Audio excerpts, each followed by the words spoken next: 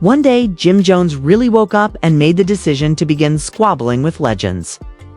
3 of them, not just 1 or 2 the most reputable names in the history of hip-hop. No Malice, Nas, and Pusha T. He's also discovering the hard way that certain conflicts aren't intended to be chosen.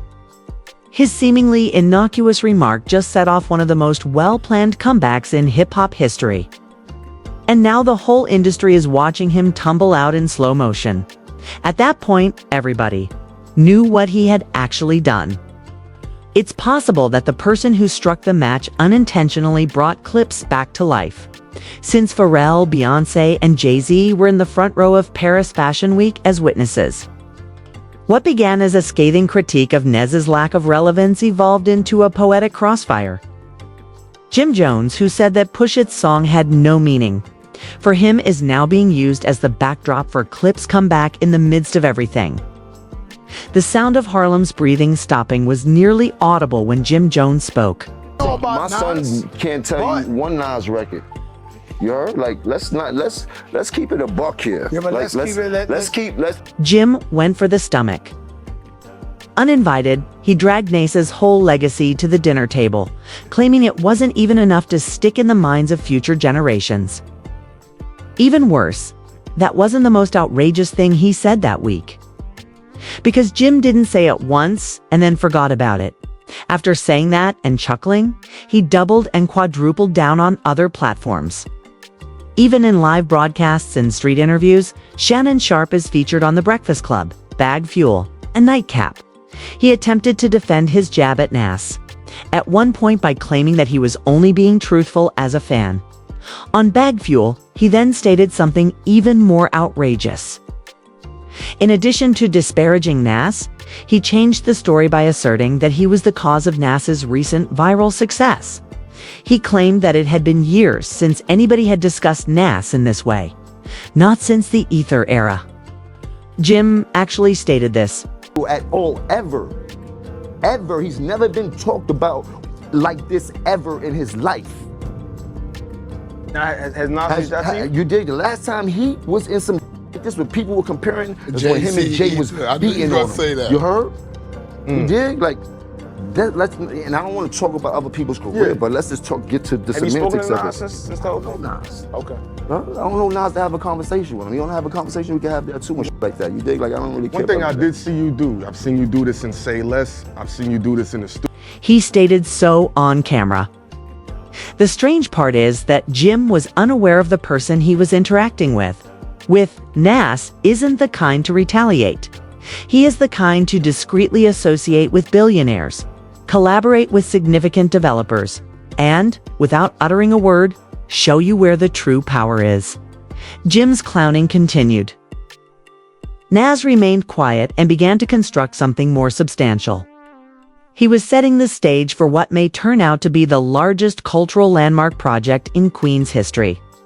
However, Nas was reacting to Jim's fictitious claims with one of the iciest flexes in hip-hop history. Nas uploaded an advertisement for a $5 billion Queens casino venture on Instagram.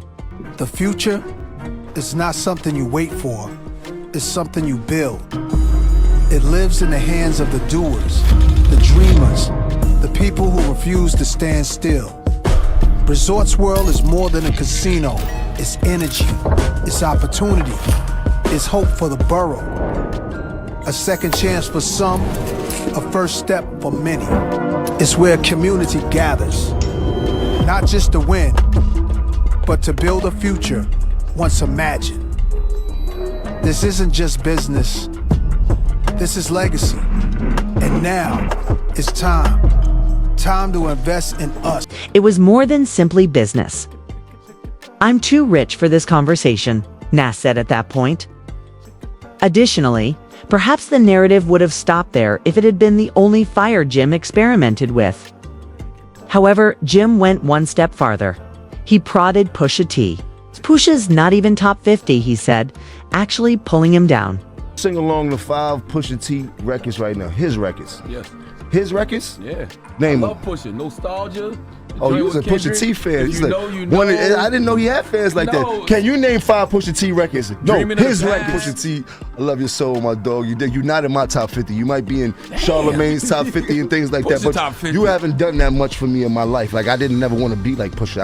I never had a Pusha moment in my life. I never thought like you did. Like where I'm from, I just want to be like you if you was really that dude and that rapper and things like that. Wanted to be like Pusha? Yeah. He was influenced by Pusha? Yeah. Okay, cool. That's why Pusha did the Mr. Me Too record. Okay, cool. You a very strong Pusha T fan. You heard? But what else has he bring to the game? Did he make people want to dress like him? Did he have some slang that everybody was talking like him? There would be the girls, all the girls wanted to do him. Like, what is the... Furthermore, he was unaware that Pusha wasn't the only one observing this time. No, Malice was also listening. Everyone is now wondering if Jim simply reassembled the clips using a single shoddy take. Let's provide some evidence, since Clipse didn't appear out of nowhere. For over 15 years, the clips had been kept under wraps. It turns out that Pusha was attempting to get his brother back in the game in Rolling Stone when he made a veiled warning months before Jim ever spoke. "Hey, listen to what I just made," he said. "We truly are capable of this." And he dismisses. "Me, the clips, would be my first choice. My brother has the last say on the matter." Additionally, Jim may have provided him with the ideal justification. When Pharrell's Virginia Beach Music Festival took place in 2022, there were rumors of a reunion that began to circulate. Make some noise for the Clipse. This is Genesis. Now hold on. DC, make some noise for the Clipse, y'all.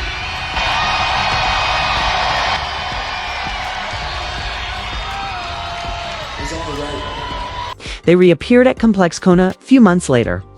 Let's go! In 2 years, like I was bang cruising. I was just assuming you keep it open, but I got one question. Just one query. The brothers performed together once more at Chicago's Hyde Park Summerfest, tearing through hits. No Malice appeared prepared for more from Lord Willin' and Hell Hath No Fury.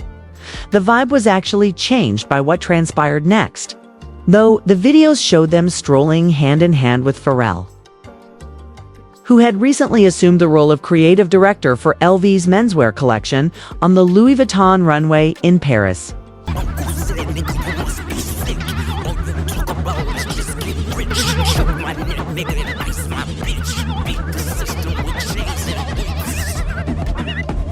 Beyonce and Jay-Z were in the front row, enjoying it. Additionally, throughout the presentation, a brand of the speakers played a fresh clip tune. You think it'd be valor amongst veterans? I'm watching your fame escape relevance. We all in a room, but here's the elephant. You chasing a feature out of your element. And those lab diamonds under inspection. The question marks block. It was uncooked. It had a keen edge. Additionally, the lyrics have a single, clear goal. Jim Jones Pusha wasn't keeping his identity a secret, roughly. His eyes were fixed on Jim. It wasn't just any insult, though it was poetic. Made its debut in front of the most influential figures in culture at Paris Fashion Week, and Pharrell, the man who has been supporting me the entire time. Fans quickly began to make connections between the dots. Was this the quiet retaliation of Pharrell? A calculated chess move by the 55 headquarters to get revenge on Jim for years of snide remarks and side eyes? Perhaps, particularly in light of the fact that Jim had been openly supporting Push's fiercest opponent by calling Drake the best of all time in interviews. In this complex interview, he made it apparent where he stands. Say he's the greatest of all times. The relevancy that he keeps showing year after year, hit after hit, record after record. Any record that he has put out has seemed to go multiple platinum. Like that's never has happened before in this history. I mean, there's a few other people that do astronomical numbers like that, but he really in it. Like, you know. In an instant, Clipse returned. Nor with a press release, nor with a single, but with music about retaliation that was released at one of the world's most famous cultural stages. It's possible that Jim believed he was just talking his talk. However, Pusha and No Malice were using him to plan a resurgence. Now, the debate is whether Jim unintentionally wrote his own obituary, or if he simply gave No Malice the greatest comeback moment in rap history. Because the harm is already being caused by the clips before the album has even been released. Not to mention Pharrell, who is essentially in charge of directing the entire event. He is family to Clipse, not just their producer. He is the one who gave them their individuality and sound. Thus, in interviews, Jim disparaged Clipse heritage, labeled them irrelevant, and made fun of their catalog. Jim disregarded the Clipse' whole history in addition to disparaging Pusha. Nobody anticipated that No Malice would return in this manner. Let's be honest, he'd been the silent one for more than 10 years, while Pusha remained in the trenches. The older brother left the game, became a Christian, and chose a life of peace. Indeed, Malice has often said that he had no intention of rapping again. When I was coming home one day and talking with myself, I said, I'm just gonna live. Forget this guilty, feeling. Forget all this regret. Do what you wanna do. Ain't nobody else tripping like you.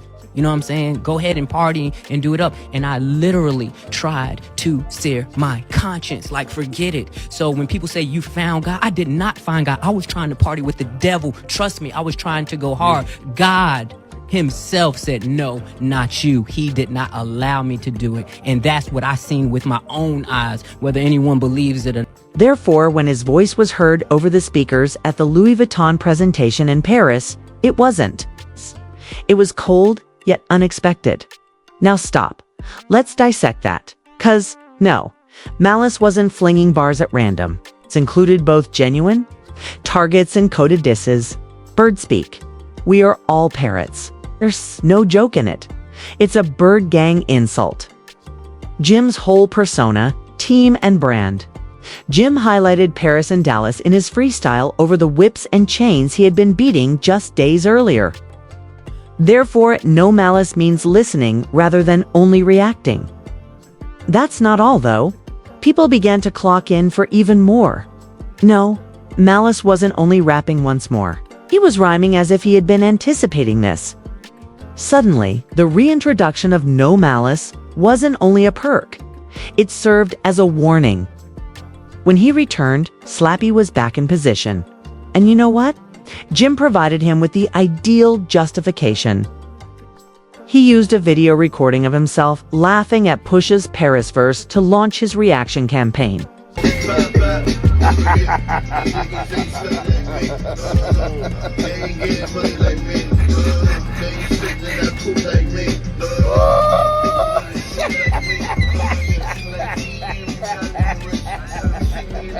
Jim stumbled badly on Drink Champs, but he laughed off the Paris disc on Instagram. When Nee mentioned, Jim dropped the mask and clipped the disc. Always say, Jim, I wasn't talking about you. I mean, and I would be hurt. That would be heartbroken. I would be so upset. You heard? I would be mad.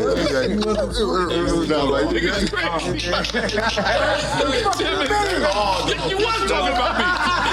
Yes, you were. That was the same moment he acknowledged. He sensed it. However, the fissures were visible beneath the surface. Jim then entered the booth, lowered his chains, and performed a freestyle response song set to the identical rhythm snippets that were used to disparage him. If you know it's always on a big man. You'll drive through, we drive by in the car with a big man. The last year you dropped, that shit was garbage, take that shit back. What you got your brother out, what you drop in the country. Talking about your brother, what happened to that boy? It's looking like it, it's selling crack to that boy. Really though, enough for the jokes, niggas get embarrassed. I really got some money, I catch you. The Bet Awards followed. Jim did his usual thing when Bootleg Kev sat him down for a brief interview. He tried to sound unfazed. Jim didn't mince words when questioned about Ace Trumpets, the new song from the Clipse. We went viral on the Spotify Rap Caviar podcast. Yes. About Man, Pusha T. People don't like people, yeah. See, there we go. And then look what happens. But I'm ready for all things, man. Shouts to Pusha, shouts to that guy, shouts to the Clipse. Congratulations. Do you like the new song? No, but you don't like Ace Trumpets? What's so great? It's so good. It's good. It's so. So yeah, there's something going on that you ain't tell us about, it's bro. Good in what? The nostalgia. You don't think Ace Trumpets is hard? I don't believe them. But that's a whole nother story. I don't want to damn everybody's rap music. I want to everybody and things like that. But I don't listen to their music. I never have. I can't recall too many records that I can remember. Jim attempted to convey that Clipse was experiencing nostalgia, that their bars were in the middle. Jim, however, appeared more like a rapper soaring on camera than a self-assured veteran. Because when the people you despise begin to gain power, what do? Either you step up or you fall behind. Jim made the decision to double down. Jim Jones pulled out another shovel and returned to his favorite target just when you thought he couldn't dig any deeper. Jim went on yet another rant. On Nightcap with Shannon Sharp, this time, he asserted that Nas never had a significant impact. Way more influential than Nas, and I don't care what nobody say. I know I made a little boo-boo when you talk about the sales and all this type of shit. I don't feel like getting into that rhetoric about where I started and where he started. Well, you said that but listen, Nas was nice when I was in high school. When I was in 10th grade, Nas came out. Nas was dope. We appreciated him. He had a little bit of run. But Nas always came up second to Jay and DMX and all these other people. Like, ain't no shame in that. There a lot of them both came up second to Tom Brady. He never had that type of influence on us. Drop the line. And then with the... So I'm a real fan of Nas, but he kind of lost me after the movie Belly. Like, saying that Jordan fell off after Space Jam is equivalent to that?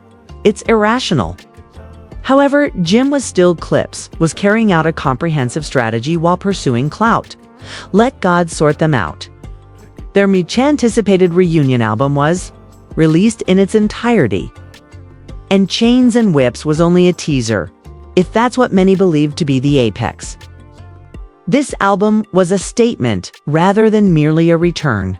Pharrell served as executive producer, and the featured artists included John Legend, Tyler the Creator, Kendrick Lamar, Nas, and The Dream. Here's the twist though. Def Jam was intended to release the album. Def Jam allegedly attempted to edit Kendrick's verse at that point.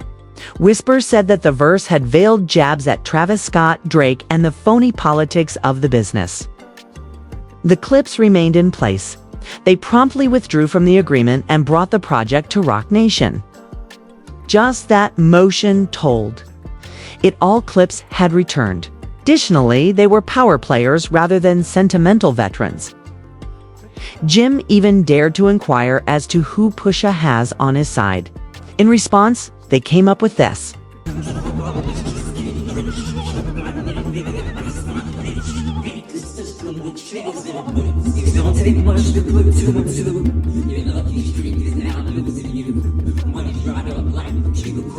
It took time for it to happen. However, the change was genuine. Jim wasn't simply getting pounded, he was falling behind. Not quietly benched, yet blackballed. Furthermore, the stillness was worse than any bar Clipse could have been for a man whose reputation was based on loudness and loyalty. We already know it won't be a diss when Clipse and Nas release the song. There will be a funeral. Jim is free to continue rapping, trolling, and acting like this is all for laughs. However, he is not involved in any of the meetings, tours, or video clips that are taking place behind the scenes. Will Jim return the clap? Will people still be concerned if he does? His goal was to become viral. He is currently by himself and may have recently been fired from hip-hop.